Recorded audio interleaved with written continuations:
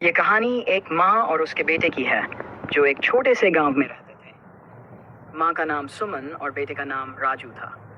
सुमन बहुत मेहनती औरत थी जो अकेले ही अपने बेटे को पाल पोस रही थी। उसके पति का देहांत कई साल पहले हो गया था और तब से सुमन ही अपने बेटे के लिए माँ और पिता दोनों की भूमिका निभा रही थी। सुमन दिन रात मेहनत करती ताकि वह राजू को अच्छे से पढ़ा लिखा सके। राजू भी अपनी माँ की मेहनत को देखकर बहुत मेहनत से पढ़ाई करता था। उसके मन में एक ही सपना था कि वह एक दिन बड़ा आदमी बनेगा और अपनी माँ को सारे सुख देगा।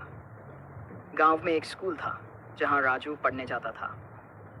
राजू पढ़ाई में बहुत होशियार था, लेकिन उसके पास स्कूल की ज़रूरी चीज़ें जैसे किताबें और कपड़े खरीदने के पैसे नहीं थे।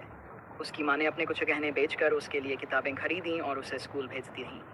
समय बीतता गया और राजू ने बहुत अच्छे अंकों से अपनी पढ़ाई पूरी की। उसे शहर की एक बड़ी कंपनी में नौकरी लगी। वह शहर चला गया और वहां जाकर मेहनत करने लगा।